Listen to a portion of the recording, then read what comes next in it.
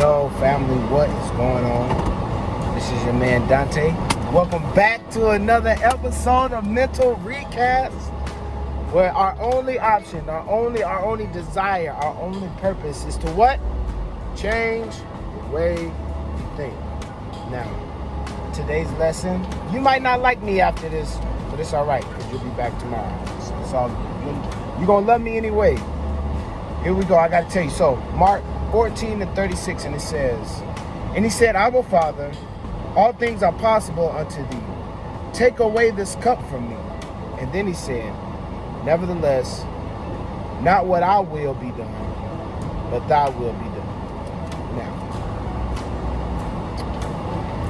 I know I talk about being selfish, right? I know I talk about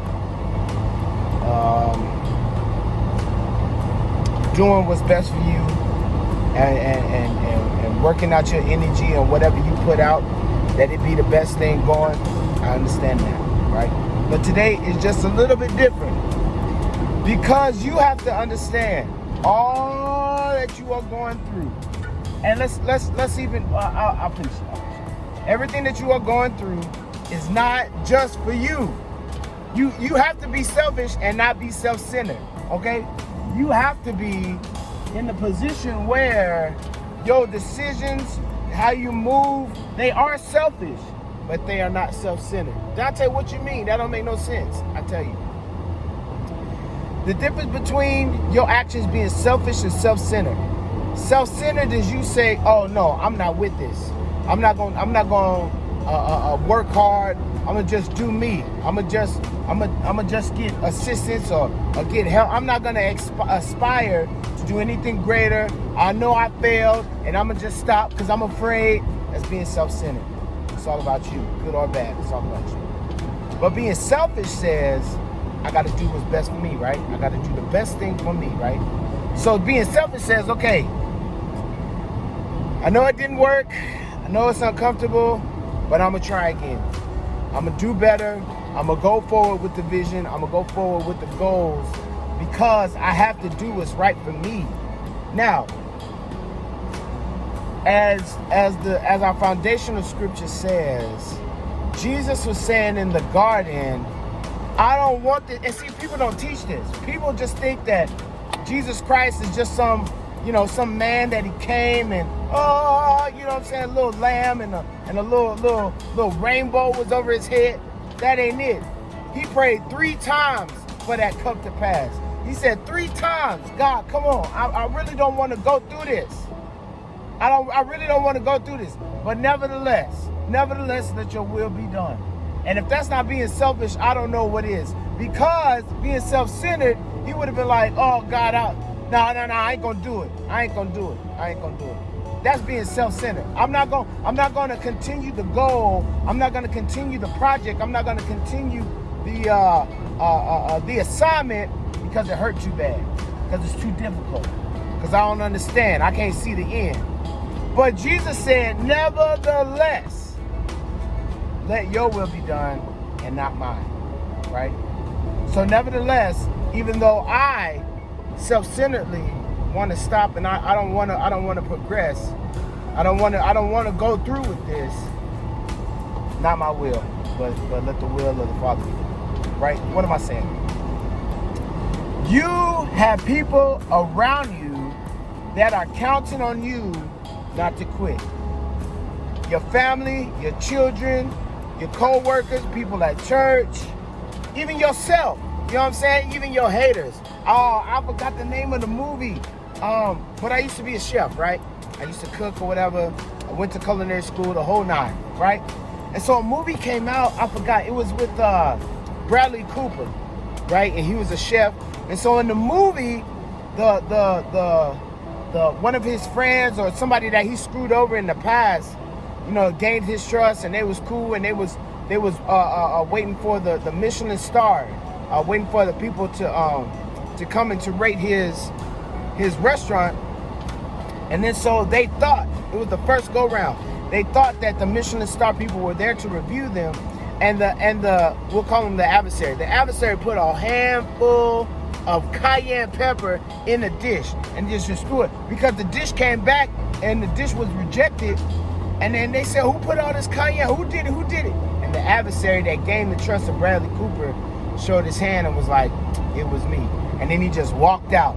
And in that moment, in that movie, I cried, because I 100% know what it is for you to confide in somebody and they just piss all over you. I understand.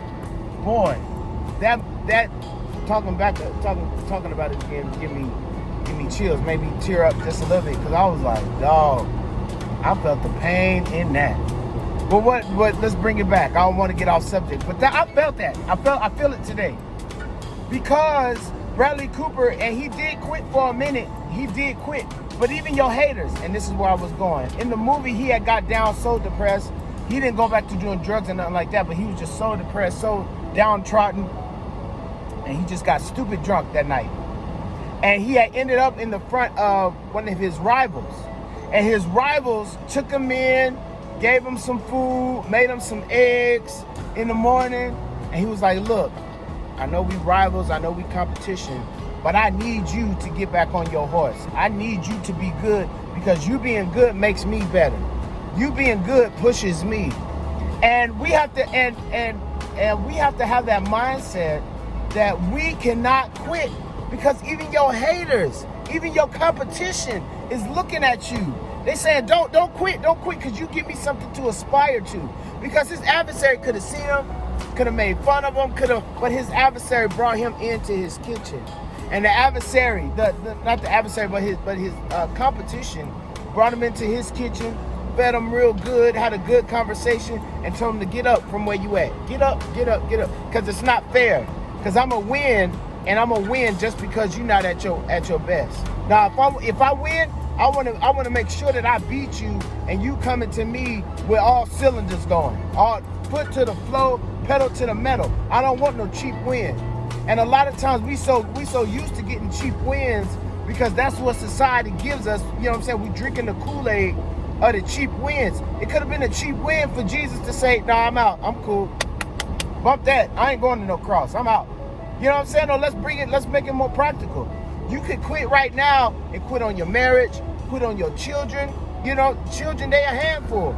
And you could quit and say, oh, no, I'm not going to keep, teaching them, loving them, instilling in them. You could quit right now.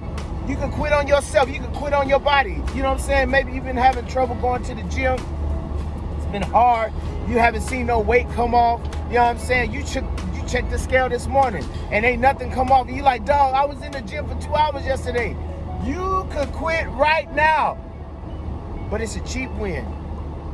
And you gonna go to your grave having cheap wins if you keep it up right now.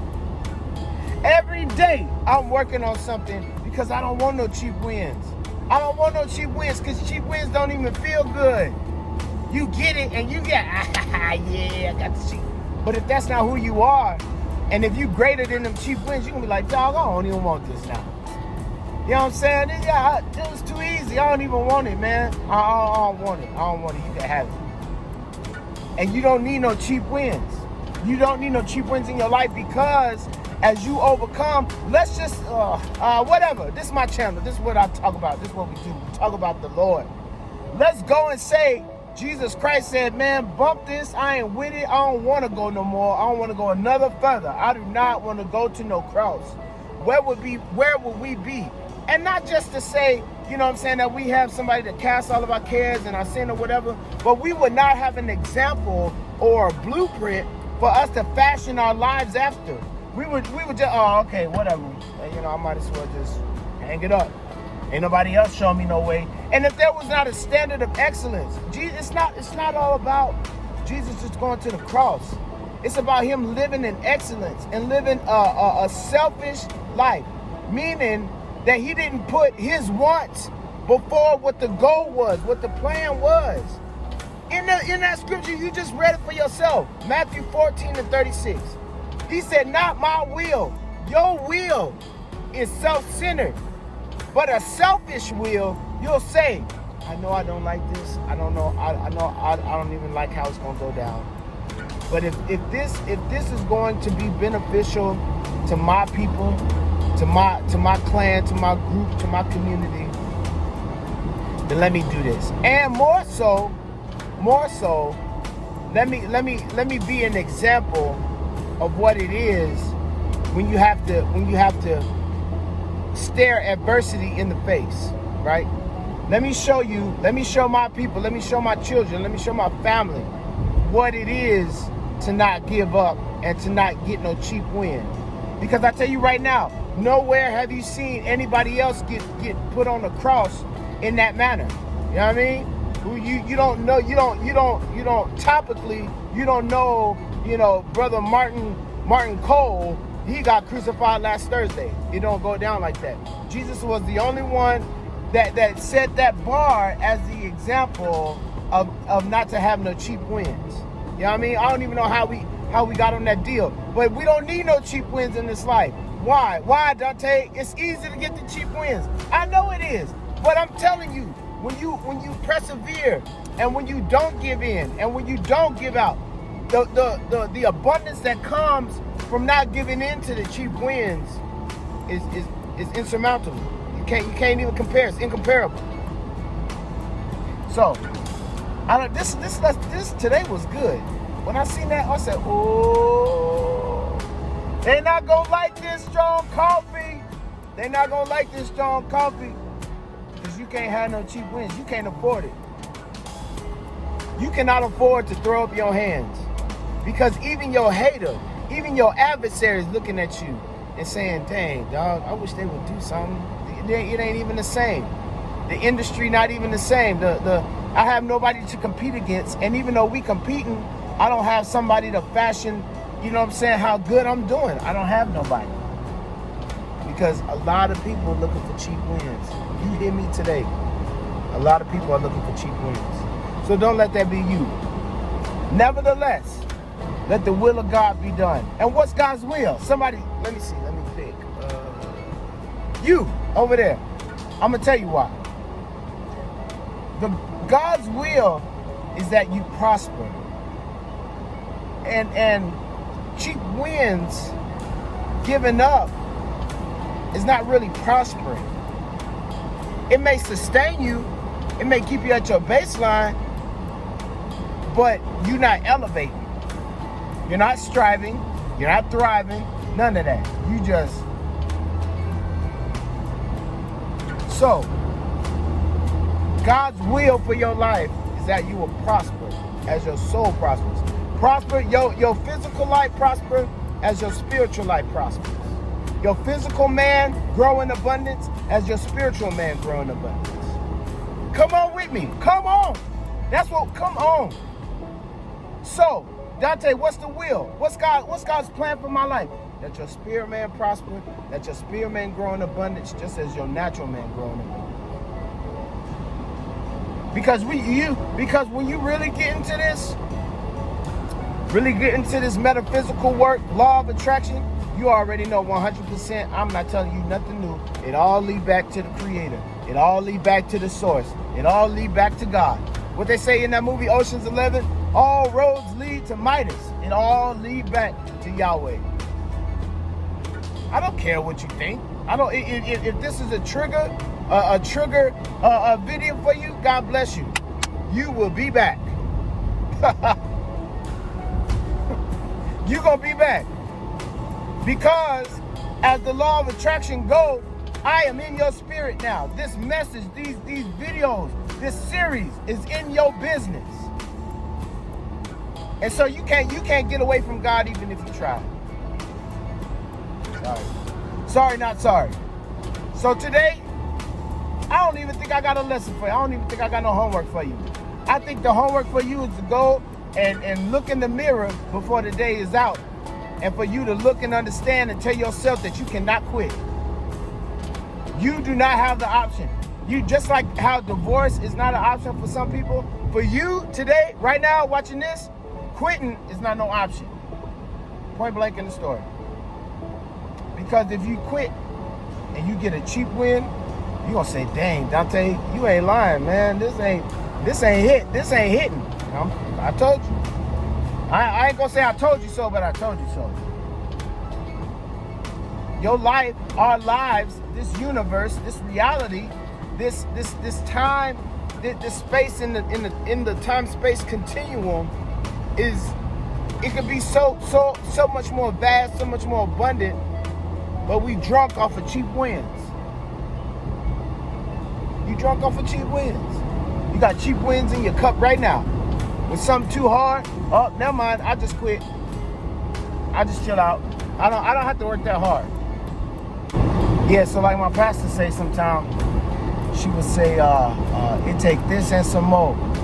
Because a lot of people say, oh, it don't take all that to live right. Oh, it don't take all that to live in abundance. Oh, it don't take all that to live in prosperity. Baby, it take this and some more.